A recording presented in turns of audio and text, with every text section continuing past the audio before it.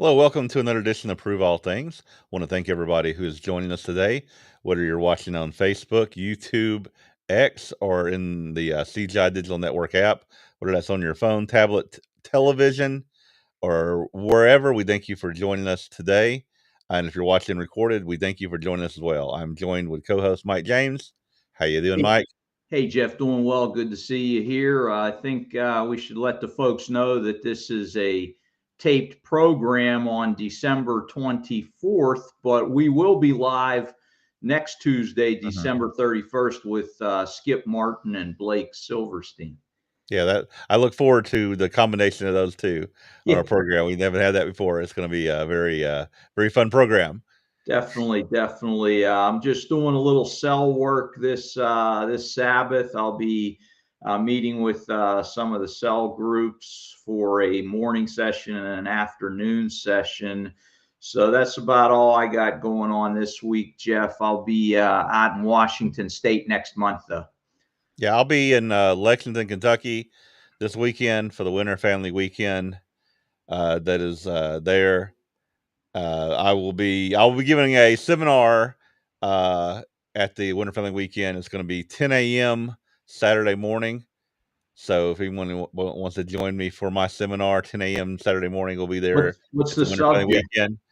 Critical thinking for Christians. Oh, hey, that's a good one. I said, you know what? It's a good one. I said I could probably do that on the program too, as well in the future. Yeah, I'd really like to talk about that for sure. Yeah, so critical thinking for Christians, and then my wife has one right after. And please don't ask me her topic because okay, I know what it is, but I can't remember it just right off the top of my head. Okay, no worries, man. No worries. Yeah. Hey, glad things are going well with you. We are going to bring in our guests this week, and definitely they are guests from I don't know if it's the furthest distance we've had, but pretty far distance from us. How you doing, Tim and Richard? How you doing? Hi guys, we're doing well. How are you doing? Doing great. Doing great. Glad to have you guys. I know we were going to have you a while back, but we couldn't get you at that time, so it's good to have you back here today. Great to be here, and thank you for the invitation to be on here. We're very excited. Yeah. So where are y'all at today? Where are y'all located today? We're in London. So yeah. Tim's had to take a flight over the ocean from Sweden originally. So come to the studio in London. Okay, wonderful. So that's a little bit different in our time zones, but I'm glad y'all are joining us today. So if you could, each of you give an introduction of who you are and how you came into the church, or what your background is in the church, and then if you could get an introduction to what we see on the back of the screen there, the ICFWP, exactly what that is as well. Sure. So I'm born and raised in the Worldwide Church of God. I grew up in Stockholm, Sweden, and and you're Tim. Let people know you're Tim, right? Yeah. My name is Timothy Stahle. Okay. Born and raised in Stockholm, Sweden, and lived there most of my life. I lived a few years in California, but raised up in the church. But my youth, I went kind of 180 degrees away from God and the truth, and found my way back in my late 20s. And it's been a growth journey ever since. And got baptized in 2013. So I'm a member of what's left of the Worldwide Church of God in Sweden, essentially.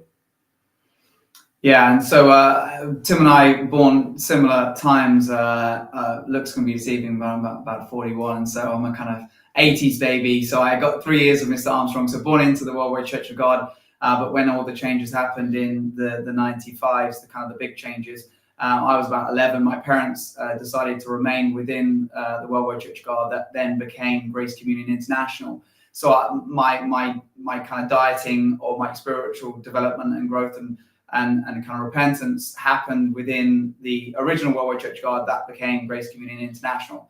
So believe, what we had always taught in the Worldwide Church of God, but remained within that faith community up until recently when GCI have gone fully onto Sunday. So no Saturday services facilitated. And so with my faith community that I connected with just outside London in a place called Watford, we gather together each week independently, non-affiliated and non-incorporated, and still remain true to what was taught back in old worldwide days. So that's my trajectory too.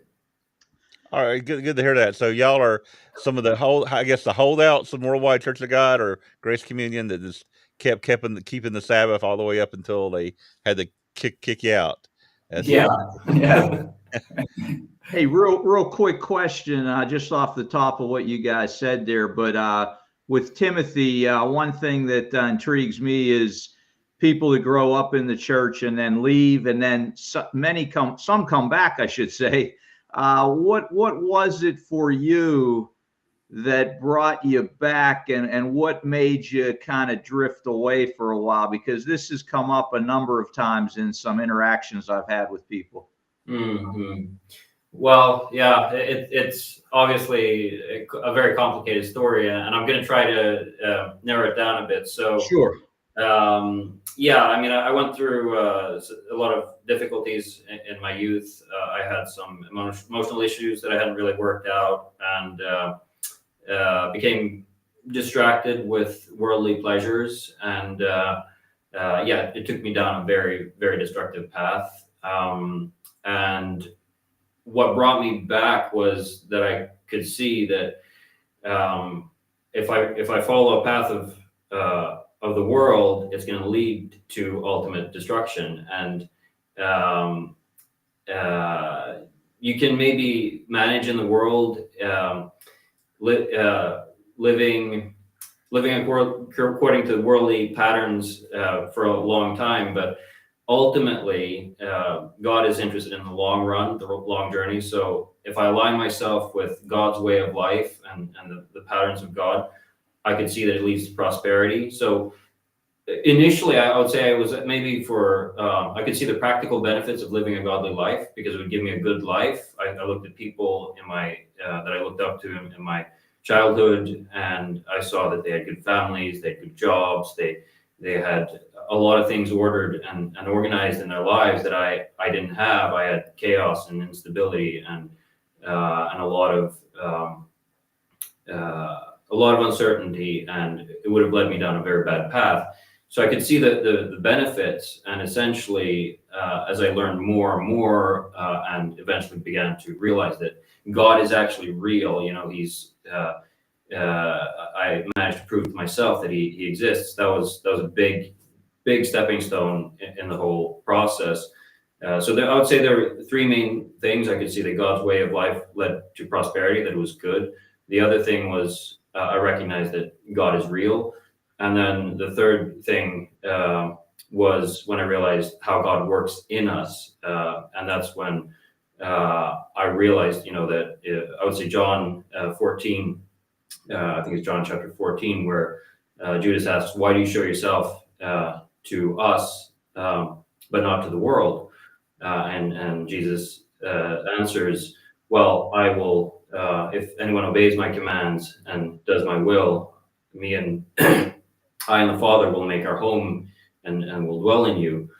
So I understood that God will actually dwell in us, and it's by obeying God that God reveals himself to us and becomes a part of our nature.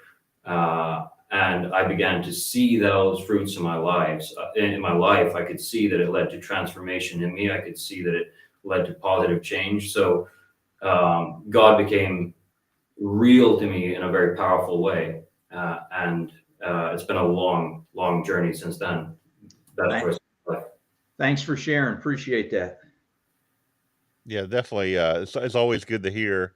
You know, you're back, so that's good. So that's always congratulations. You came back. Thanks. Been so y'all are with this organization, the ICFWP, that I see there on the wall. And are you the only two members of the organization, or are there others? What is? Just give us some background about what ICFWP is. Sure. So we're definitely more than just the two of us. You probably see a lot of pictures of just the two of us, but it's actually we have a large network of different speakers, which are kind of core to what the ICFWP is and does. We host excuse me, we host regular events that are on Zoom and YouTube, so that brethren can come together and learn from different speakers within the Church of God.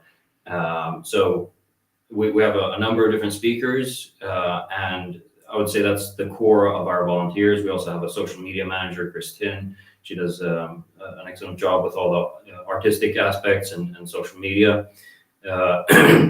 Then we have a board of 6 people.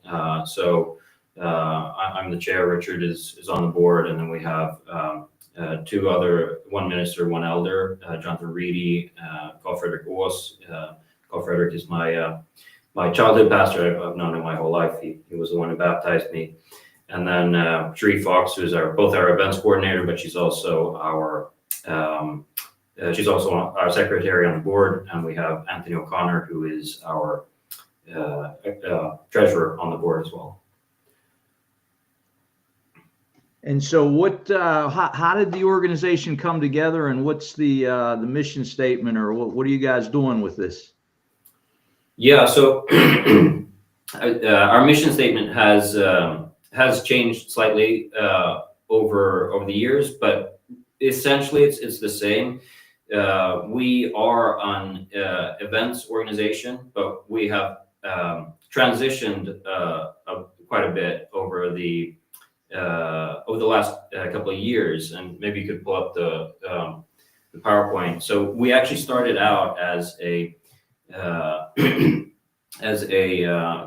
events organization that hosted events in VR events in a virtual model of the Millennial Temple. And the purpose of that was to give God's people a simulation of the future. We wanted to invite people into the virtual house of God and basically create a simulation of Isaiah 2:3, where all nations will come up to the house of God. They'll come up to Jerusalem, to the temple, to learn about his ways. Mm-hmm. This teaching from Jesus will fill the earth, and the law will go forth from Zion. So we basically wanted to embody what this vision was and create a simulation so that people could actually come, they could meet in the virtual house of God, they could hear different speakers, hear the word of God in this virtual center for peace. So we've also gone around and we've held hybrid presentations. We presented once in the Common Faith Network's Winter Family Weekend. You see some pictures there on the PowerPoint. Mm-hmm. And then you see multiple pictures from our VR events where we gave people an opportunity to both connect, but also experience the virtual house of God. And you might be impressed that Tim and I are there in avatar form. We kind of got pretty close to the reality of what we look like. So we had a great time, inviting people in from, around the world. I mean, this is the thing, the VR space kind of dispensed with geographical boundaries. People were able to enter that space, whether on PC or Mac or VR headset. As you can see, Tim's got one of those on his head in one of the middle top pictures. And to converse in real time, to fellowship, and then of course hear a speaker. So it was really. It was on PC and Mac. When we were doing them, people could enter it on PC and Mac. So it wasn't limited to a VR headset, and so you just needed some headphones and a stable internet connection. And what you got is real-time fellowship in as Tim outlined in a vision that is one of the the longest chapters talking about a building in Scripture, which is of course the Millennial Temple. And so we really brought it to life, and it was exciting, and it was new and novel, and really just a name drop, brought Leroy Neff's studies on the Ezekiel Temple and what he presented back in the day in the magazine Tomorrow's World, brought that to life. So that was very exciting. It's very interesting. Who came up with the idea to do that, and do you guys have some background in that? Yeah, that's an interesting question. So it kind of emerged out of a conversation we had back in 2017. I was about to move to California back then, and we were just talking about how we could use our skills to help serve the brethren and serve the church. And we basically just had a conversation about how we could, what we could have. And Richard asked what skills I had, and I told him that I work with building designs. I've transitioned a lot since then, but at the time I was working with building designs, and I could create 3D models of buildings. And Richard said, well, that's a curious idea. Is there any way you could use the skills for the church? And I said, why not create a virtual model of the temple? And I was thinking Solomon's temple. And then he said, hey, why not go for Ezekiel's temple? And there we were, and we started discussing, do we have the skills and resources to be able to pull this off? And we started checking in our network, and we had a few people in the church who knew design technology. So within about 24 hours, we had a team that could pull this off. And we talked to our minister, and he loved the idea. So he asked if we wanted to present for the feast. And we got 2 invitations that year to present at 2 different feast sites. And it was very raw in the beginning. We basically didn't have, this was just as VR was coming out. So when it was just coming out, they had these cardboard boxes so you could stick your phone in, and it would have little glasses and box goggles. So we basically had a very raw sort of minimum viable product that we presented to the brethren, and they loved it. So we decided, how can we use this to serve the brethren? And the ideas kind of rolled on, and we decided, well, we need a formal organization for this, and we decided, it would be really cool if we could invite people into the virtual house of God and have events. And that wasn't even actually possible at the time we were discussing it, but only the technology was so new that only a year later or so it was actually possible to meet in these VR spaces and connect with people with avatars. Wow. Hey, so let me ask a question. What happened? Why is it no longer available? Short story is Microsoft bought up the platform. We were using the social VR platform called AltSpace. They bought it up, and then they basically shut it down. They said, we're gonna sort of pick it apart, and we're gonna do our own thing with it. So it was a big blow to the VR community, and we had built an organization based on this. So we were kind of it was a hard blow, but we also saw a growing need in the church just for events. And it was also, to be honest, it was a barrier for a lot of people, especially in the church where we have a very elderly population. Zoom is a bit of a step for some people, but sitting in an event with VR avatars was an even bigger step. So generationally, it was hard getting people to engage. There was a very niched few people who thought it was really cool, but and most people thought it was cool, but did they really want to consistently meet in these VR events? That was it was a little bit too niched for the time, and it may be something we take up again. But for the time being, we don't have a platform, and we saw an emerging need in our church community, because we are basically what's left of the Worldwide Church of God. So there's for the audience, I don't know how familiar your audience is with what's happened in GCI. So Worldwide Church of God made the changes in '95, And basically since then, they've gradually become an evangelical church that now goes under the banner of Grace Communion International. And there's been a segment, a fairly large segment, especially in Europe and the UK, that have held fast to Armstrong's teachings, that still keep the Sabbath, still generally, on a broad level at least, but most of them quite specifically hold to Armstrong's teachings on the Bible and doctrines. And a lot of people, for maybe two main reasons, have remained loyal to GCI. Nuanced reasons, of course, but two broad reasons why. And I don't know exactly if it was 2 or 3 years ago, but the president of GCI decided that no, we're not going to provide Saturday services anymore. Europe was kind of Europe and the UK was kind of an anomaly. So they banned basically ministers from teaching on the Leviticus 23 holy days and on the Sabbath, and that basically was a push for a lot of people. You know, that was a step too far. So we have been very independent in Scandinavia all these years, but they basically left us. They don't want anything to do with us. So we're basically intact. We haven't. In Scandinavia, we haven't been that effective, but we're very much on our own. I'm one of 5 brethren there, 5 or 6 brethren. So we're very few in Sweden. The UK is a different story, and you probably want to share that. Yeah, the UK, I mean, I would say 5 or so years ago, we had about 38 congregations still meeting on Saturday under the organizational structure of GCI.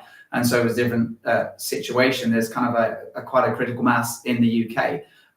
But equally, you know, we did see the writing on the wall. We saw what was coming, and so we saw an emergent need that certainly in our own kind of relationship networks, the corporate structure, there will be a need to have events like Tim was saying, where we had to, you know, leave the VR space, but have Zoom and YouTube live streams where that would facilitate connection and a message on Saturdays if, for example, people wanted to meet in houses or not join another corporate entity in church. And so we saw that need, and maybe we'll get into this, but we saw also telescoping out, looking at the Church of God and its family tree, you know, multiple different organizations, multiple different corporate structures. And we have friends in all of those, or many of those organizations. And we saw an opportunity for these events to be a chance for communities of the Church of God to come and connect, fellowship, and learn about, you know, God's plan for world peace. Certainly a message that all of us resound with, all of us buy into, and all of us look forward to. Gotcha. Very cool. Very cool. So you have these online events that you so like to explain like what essentially what you do in the online events, how people connect. Do you have a website that people connect to as well? Yes, we do. I can just mention it. It's going to change. So it's an old website. Still has a lot of our old content on there, but we're going to update it with a website that aligns with what we're doing now. But you can sign up to our newsletter if you want to do that. That way you get all the updates about events and what's going on. And you just had an event in the UK, right? Maybe last weekend, or? Yeah, we have events every Sabbath. Okay. So and sometimes it's broadcast from this studio in the UK. Sometimes it's broadcast from Stockholm, where I live. Our speakers are from all over the world. So you've been on there as well, Mike James, and we really appreciated that message. I heard a lot of people loved it. Good. But I thought I saw a note because I was letting our rep in London know that you guys were having an event recently in London, I believe. Maybe around. Maybe, yeah. So there's actually interesting. This might be a side topic, but there's a couple of events that are promoting cross denominational fellowship. So that may be what you're hearing about, not specifically connected to the ISFWP. So God event in London. In fact, I think you know Kevin, who I think you connect with. I believe that he knows Jeff. I believe so. Maybe that that's it. So I actually saw him at that event on Saturday. We went there, and it was a event to invite different Church of Gods in. The president of United Church of God, Rick Shaby, was there to speak. So that was a great coming together. And Tim came over for that. We wanted to be here. We were very much for and promote and are attuned to initiatives and activities that create cross-denominational fellowship, bearing in mind we believe 99% of the same thing. We are a spiritual family, and albeit in these different silos and pockets around anything that promotes that cohesion and that coming together, I think is positive and good, and maybe we can get into that and why that is and what the future holds.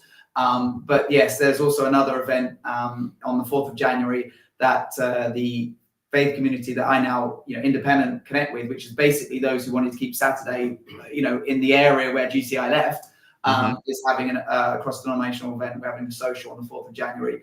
And that's gone out on the network, and we're inviting anybody from the Church of God and it'll be a great time to connect. And so those are in-person events you're talking about there? Yeah. But you said those events aren't sponsored by your organization? Well, actually, the Alan Hall one on the 4th one, it is sponsored financially. Okay. Great. We provide support for that to happen, but more so, we're all for those events. So we'd be happy to promote them. It went out on one of our newsletters, and so getting into maybe the mission or talking about that is very much what we're about. We see these Zoom events, these live streams, and more as the future emerges, these in-person events. Promoting cross-denominational fellowship and connection as key to the future life and vitality of the Church of God. Sorry, you may just want to clarify as well that Alan Hall is, you maybe mentioned that, but Alan Hall is independent, so it's not necessarily an ICFWP activity. Gotcha. Thanks for clarifying that. Real quick, I hear a little bit about Sweden and the UK as far as grace and people that came out of there. Any other information on Europe itself, other countries in Europe? Do you guys have any other connections in European countries? Very little. There's not much left of Worldwide Church of God Brethren in Europe, connected from those who came out of GCI. There are a few brethren in Norway and Denmark. So my minister, Carl Frederick, lives in Norway with his wife, and then we have a couple in Denmark, and then there's a few people in Holland. And then we have an elder who comes and visits us as well. He lives in France, Jonathan Reedy. He's also a board member. Both him and Carl Frederick are board members. Gotcha. Yeah, I mean, Europe is as diminished. I mean, you're obviously speaking from the States, and we've been talking over the last few days, as we often do, talking about the demographics in the different locations around the world. I mean, the US is very different from Europe, and so we're really seeing, as Tim put it recently, an existential crisis in Europe when it comes to the Church of God. And so this brings extra relevance to the work that the ICFWP are doing. And also, I know that you've had the Church of God Network on there. We know Dan Russo.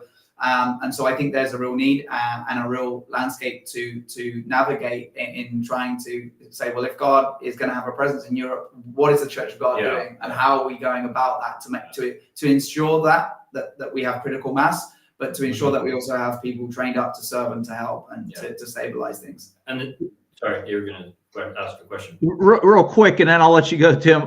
So one question I always wanted to ask Europeans, now that I have a couple here, is, I've been doing some research on, the diminishment of the church in the U.S., but from everything I've seen, it's even worse in Europe. When you look at Christianity in other Christian churches there, are we seeing a downturn, a dramatic downturn also?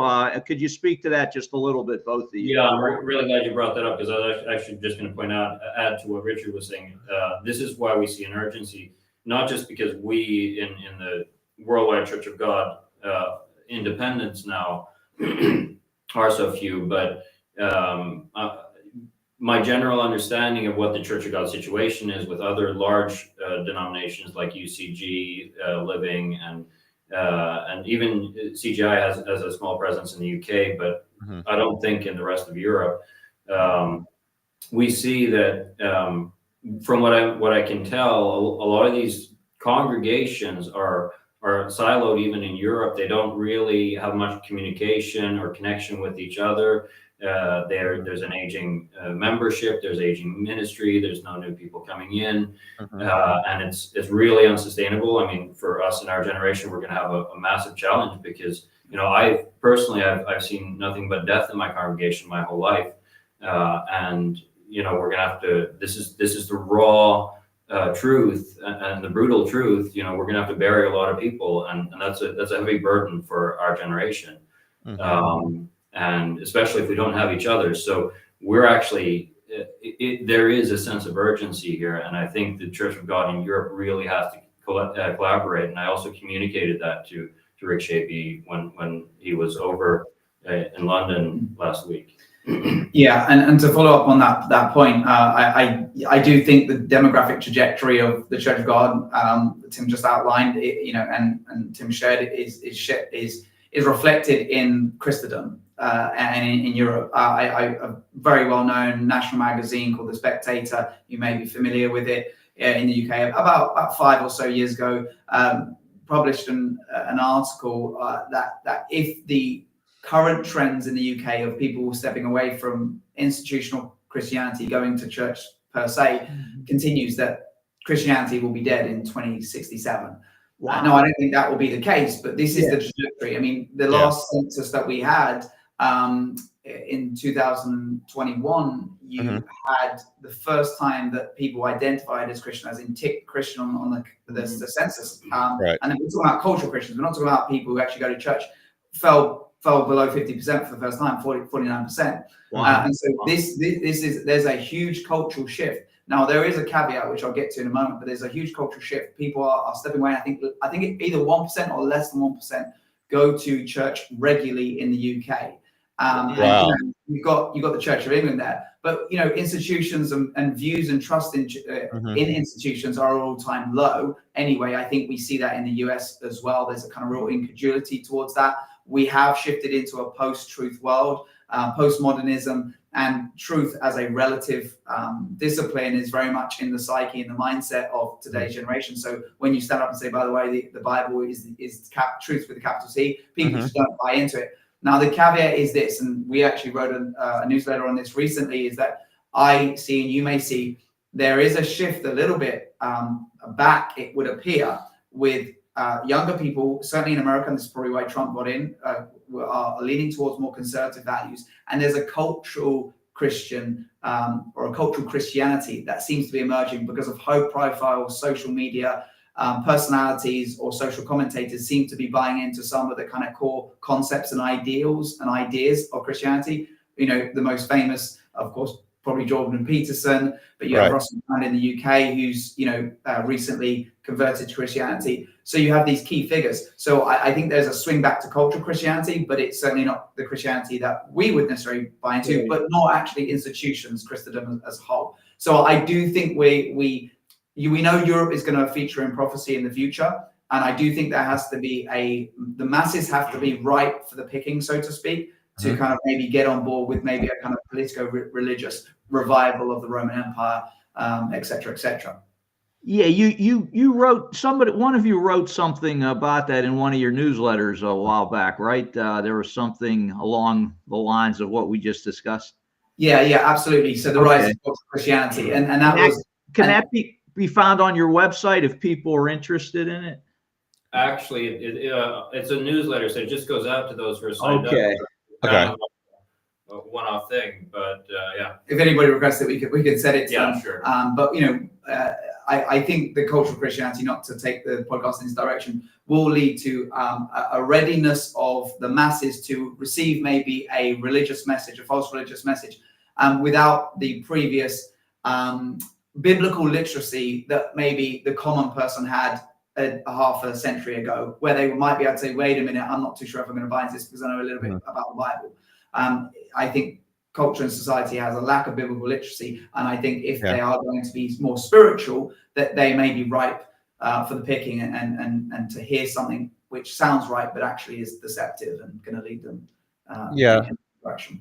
So y'all talked about, about burying the elderly, the people as they get older in the Church of God. Is there anything going on in Europe as far as, is there any growth at all? Is anybody coming in, or do you have any kind of plans for evangelism or ways to reverse that?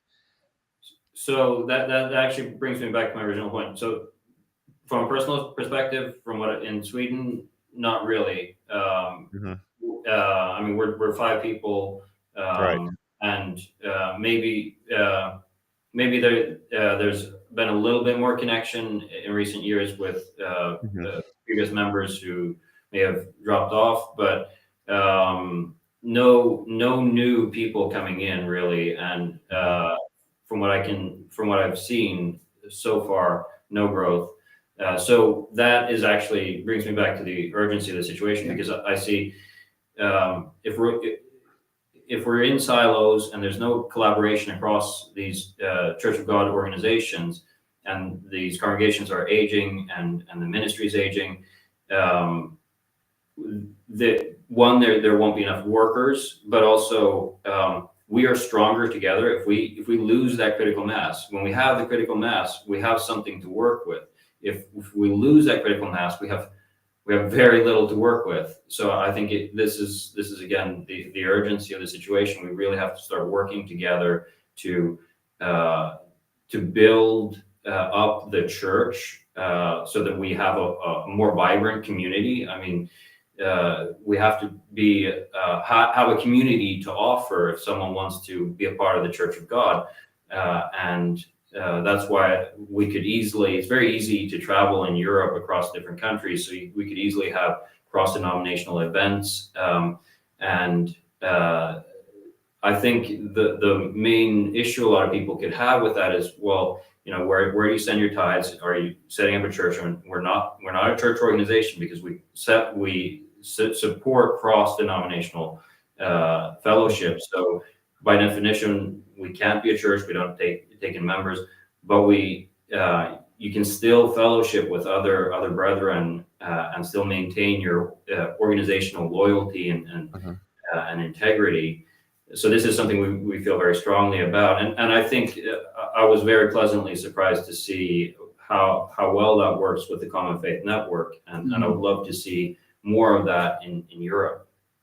Yeah, the Common Faith Network, the CGI participates in is a part of. There's a lot more younger people in that network, that coming together. 'Cause I guess you have to have somewhere for the younger people, and people with families with children to come together, and it seems like that's what's happened in the United States. I see like the Common Faith Network is a place where a lot of young people have come together, and I see like a future, and it's kind of hard to imagine what the church is going to be like in 20 years. I know Mike will be in his 80s, I'll be in my 70s, and that's only 20. That's not long ago. That's not long. It's going to be here before we know it, and the people we know who are now the elders, older, and they're not going to be here. It's just going to be a different world that we will be in, and we probably got to do something now to change that, or prepare make it prepare for the younger generations. Yeah, I mean that you mentioned there, Jeff. I mean, a real issue. I guess every corporate structure and every independent organization is facing this. Is that the ministry that maybe came out of Worldwide, whether it was in the 70s with Garnet Ted or later on, what you have is that strata of highly skilled, highly taught, well-established ministers who are able to basically create and set up churches. In fact, one of the fascinating things I consider about the Church of God is, we were so good at educating people. We created these people who just multiple leaders who could then actually set up their own churches. We were an elite organization that was able to do that.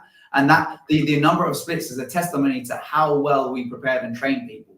And so that generation, that ministry now is in the latter season of life, as you've been talking about. Yeah. And what is behind that? Have we actually poured into that next generation to then even be in a position to look after, attend to the sheep, and actually preach the gospel. And just to kind of extend that point slightly and loop back to your question, I don't know of any corporate organization in the Church of God that's growing in the UK or Europe. I think even what we heard from Rick Shavy and United, they're open to creative ideas. The reality is, in the last 30 years, we've gone from a cutting edge organization that was the first on radio, the first on TV, had 8 million paid truths. And of course, as in your history, Garner Ted, who was, on Time Magazine, you're just an incredible, gifted, talented preacher and speaker doing campaigns around North America. We have, in the last 30 years, been so focused on protecting our identity because we've had all of these splits, holding on to members. We've become insular and introverted in the way we look at things instead of looking out. And we're 30 years behind how to best connect with the mindset of the average person on the street. That's both in the medium we use, the technology we use, and the way we preach and teach, because people do not connect with the message that Mr. Armstrong, or the way he taught. Nowadays, we live in a post-truth world, as I referred to earlier. So we are facing a dual problem when it comes to growth. Number one, we don't necessarily have the manpower or the human resources with the skill and talent necessary. And we don't necessarily have the mindset or the perspective or the approach or the angle that grabs people's attention. And so we've been sleeping for 30 years. Maybe not the case with CGI. I know that, you came out in the 70s and you've kind of been a little bit of a different path than others. But broadly, we're in the same place. We're doing catch up because all we were focused on was maintaining organizational integrity, holding on to members, and trying to maintain our sense of identity through the doctrines when all the changes happened. So that's what I see as a major problem. Will that shift happen? I believe the Church of God, the gates of hell will not prevail against the church. Right. Yeah, you said a lot there that I agree with. And one thing that I think that is occurring right now, I'll ask you guys to comment, is I believe that the church is in a transition period. That I'm totally with you that there was a great work that was done, and then the leftovers of that work just continued with that leadership, and it broke into a number of pieces. But I think there's something is coming. I don't know what it is yet. But you're right. We are not having the impact that we did before because the world is completely different 30 years ago. And it's changing so quickly. I don't know how you keep up with the technological changes that are occurring and stay ahead of it. But something needs to give somewhere. And I agree with you. God's going to make it happen. And at what it becomes, I don't know, but definitely something is changing in the church, and we've got to stay as connected as we can to try to help bring this about. I think the greatest place we see growth in our church, and probably in most churches, guys, in Africa. And there's probably a big difference between the culture. There's definitely a big difference between the culture in Africa and what we have in the Western nations. I think we're all living in Laodicea. We all live in Laodicea. We're all wealthy. We all have so much. There's so people have so many things to take their attention here, there, everywhere. From video games to movies to different things people get into, that people just our culture, the Western culture, is so far from God because we have so much wealth and so many distractions. I think that's probably what you have up there as well.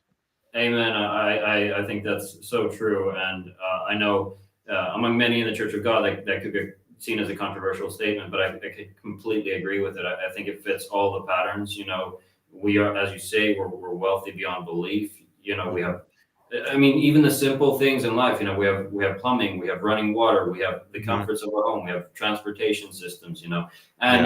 I speak for myself here. Like, I have so many luxuries in my life. It's so easy to just drown out God and just you say your prayers, read your Bible, and it's just repetition, and you're actually thinking about your job. You're thinking about all the worldly things, and it quenches the spirit.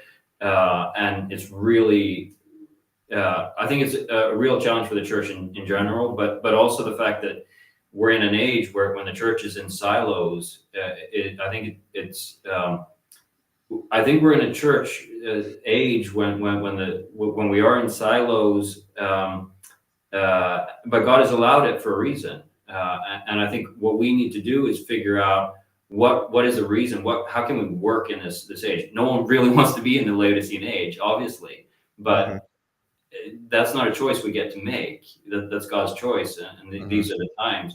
And this is something that we feel very strongly about as well. It's the power of stories. Our mission as the ICFWP is bringing communities together to educate bringing communities together by providing events and services for learning about God's plan for world peace through the power of story. Because I think we as a Church of God need to find a unified story. What is our story now? Yeah, definitely. So we've got about 15 minutes left, guys. Where do you want to take the conversation? Did we get into all the facets of the organization yet, or what do you want to do? Well, yeah, I think we touched the highlights of the organization. So it's yeah. I want to ask, because there's people watching right here, and how do we connect to your organization? Like, is there an email, website, something I can put up on the screen right now to let people connect to you if they want to be a part of what you're doing? Absolutely. So the best way to connect is sign up to our newsletter. That way you get all the updates on the ICFWP events that are taking place. We have a Facebook page. It's a great way to sign up to our events as well. So just look for let's do a search for the International Center for World Peace on Facebook, and we'll find you. Yeah. So you could just type in ICFWP. It should come right up on Google. Okay. So so I see FWP. What if I search that right now on Google? What will I get? It should come at the top of the list. It does for me anyway, but maybe because I do a lot of searches for it. Okay. So there is a specific website? Yeah, it's icfwp.org. Okay. And then what do you got on the website that people could take a look at? So it's not the best website. Again, we're gonna update it so it's a little bit easier to use. But there are links to our YouTube channel on it. They're a little bit hard to find. So I'm gonna put that on there right now. I know your website is gonna be updated. So icfwp.org. There you go. Yeah. And could people get in contact with both of you? This gets on our website and people do watch it later. If people are in Europe and they want to connect with you guys personally, can they do that through the website, or how would you want them to do that? The best way would probably be to send it to one of our email addresses. So we could just put the info at icfwp.org. Okay, Jeff will be able to put that up there. All right, let's see if I can add that up there. So that's the email, info@icfwp.org. People can like say, hey, I want to, because I'm not on your newsletters, and I'd like to be. So what I need to do is send an email to that and say, hey, can you add me to your newsletters? And go, the best thing would actually be to actually just go to icfwp.org. There, right on the website, there's a little box. You just type in your email address. And you're on our mailing list. And actually, it's a good thought. Maybe we'll add some contact details on our upcoming newsletters so that people can easily reach out to us if they have any comments or questions. Yeah, I am on the list, and I'll tell you that the articles are very good that I'm receiving from you guys. So I'm really impressed with the content and just the thoughts that you have on the different things that are happening in the world. Very thought-provoking information there. Let me just ask you too. Either one of you could handle this question, but do you have a few ideas going forward that you've probably thrown around with each other as to what you'd like to try to see in the church? Any ideas? Like one that I have is what you guys were hitting on was some maybe umbrella organization for the church. And I know that Common Faith Network is kind of an umbrella organization, but I mean maybe even larger than that, that is trying to encompass everybody who wants to be a part of it, where we would not lose the individuality of each organization, but that we have some kind of clearinghouse, some type of general organization that assists everybody else. Maybe this group is focusing on that, and everybody could go to them for this. Like with Common Faith Network, they're creating a Common Faith Academy where they've got a number of classes people can take. I've created a couple classes for them. And, you know, what are your thoughts as you look out into the future to try to make this transition from what we've been to where we're going? Yeah, that's a very, very interesting question. I would say that we would love for the ICFWP to grow in that way. We see ourselves, however, as partners. I think we all have to work together. So we have close connections with Dan Russo and the Church of God Network. We see ourselves as a supplement to the Church of God Network because we focus specifically on events. And similar to Common Faith Network, but we're happy to collaborate with Common Faith Network. And I think we have to work together because there's no reason that one organization should do everything. There are resources, and we're very happy to collaborate with anyone who wants to collaborate with us. And from my perspective, just to add to those comments, when we think about the future, we don't always know what is going to happen. We certainly know the gates of hell will not prevail against the church. We certainly know the great tribulation is coming. We certainly know that God, the church, the body of Christ is Christ's body on earth and should operate as if he was living on earth.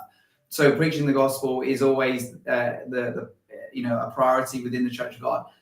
I think what I would like to see, and certainly is at the heart of what we're doing, the ICFWP, is of course the events, but is a shift in mindset. I mean, you mentioned earlier is whatever God has for us, you know, we need to be able to connect together for us to be in a position for whatever he has for us. So that question mark lies ahead. And you know, we could kind of put vagaries on it. Are we going to be able to preach the gospel just before things get really bad, before the two witnesses take over? Are we there to support the two witnesses? Whatever it is, you know, we've got to obviously serve and look after the brethren. There's all of these general things that the Bible has for us to do and take responsibility for. But maybe there's something specific. That something specific will only be served if we can actually have, like we're talking about, cooperation, keep individuality, but cooperation, and we act more as a singularity in purpose and outlook, and that doesn't need corporate structures to calm down, but in purpose and outlook, that then God can use us, and the Spirit can work through us to achieve that. So for me, is what I hope is that there will be as we move into this new season, a shift in mindset where we don't see corporate structures, we see one another as part of a family, and we're not so loyal to those corporate structures that obviously we don't need. No one needs to leave those corporate structures, but that we don't have barriers to connecting with one another, and that the ministry don't feel so eager to hold on or so suspicious of everybody else. That we all gain a little bit more trust, a little bit more collaboration, and if that mindset shifts into our culture, who knows what can happen. Yeah, you hit on a great point there. In order to build trust, you have to relate to people. You have to talk to people. You have to interact with them. You have to do things together. And I think that you guys have the right idea to expand on, you know, what you're doing now with meetings, coming together in some way, in some fashion. So kudos to you on trying to do that. With what Dan is doing, we've had Dan on a couple times before. I'm all for it, and we're two ministers in one church. We are behind that 100%. We think it's a great idea, and we'll promote that, and we're into it, you know. And I feel that the leadership of CGI doesn't have issues with that. I know there is a little bit more in the bigger groups. But I think that even in the bigger groups, you have some ministry and elders who are on board with what you guys are preaching, you know? Yeah, I think everybody's coming around. Yeah. I just think 10 years from now, and 10 years from now is not very far away. There's going to be a big difference in the Church of God, and we got to be ready for that because of this turnover in leadership that's going to happen. It's going to be big, and it's going to be something that we have to, hold. Those of us that are still a little younger, hold fast and be strong and make sure that we can, uh, be a part of whatever this, because what we have now could be a legacy church, and whatever church comes out of that, as far as organizations, we may have to embrace those as well. Yeah. Yeah. Well, I think just to go back to, just meeting you guys, or Jeff rather, at the Winter Family Weekend and just hearing your presentation, I think we were both encouraged with where the organization was at, how much they wanted to collaborate, some of the initiatives you have. So I think what you're doing, both personally, but also from an organizational perspective, is moving the dial forward. Yeah. I think this is an expression of what can lead to the Church of God being in a place for what God has for us in the future. So I know you don't need me to commend you for that, but I appreciate that. I think we both appreciate that and what you're doing, and that shows. I think it's an approach for the time. The season calls forth the speakers, and I think the season has called forth you and what you're doing. So, in more of that. Yeah. Well, thanks. And again, same back to you, but we've got a couple minutes left. We got to finish up in a couple of minutes. This is recorded, and we got to keep it under 60. So what do you want to ask him, Mike, in the last couple of minutes? Just any final thoughts both of you have on anything else you'd like to say to the audience? Yeah. Well, I think Richard expanded very, very well on what our vision is, and that's exactly what we would like the organization to become in the future, to be a Church of God community that learns, fellowships, and collaborates regularly across denominational boundaries. So this is what we'd love to see. We love the work that's happening now in the Church of God. It really feels like a new season, and we just all have to work together to continue the unity, building unity and relationships across denominational boundaries. So very excited about the future. We have challenges ahead, but we got to prepare for them, and I'm looking forward to whatever the future holds. All right. Well, thank you guys. Any final thoughts, Richard, or you just with Tim? My final thought is amen to that. Okay, very good. All I right. like it. Again, yeah.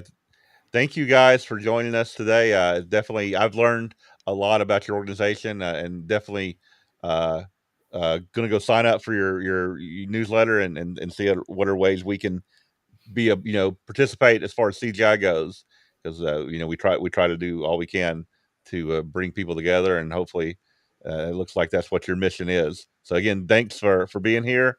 We got to end this right now because we're getting up on the 1 hour mark. So again, I thank you, and we'll see everybody who's watching next week on another edition to Prove All Things. Goodbye. Thanks, guys. Thanks, guys. Bye. Thank you. Bye.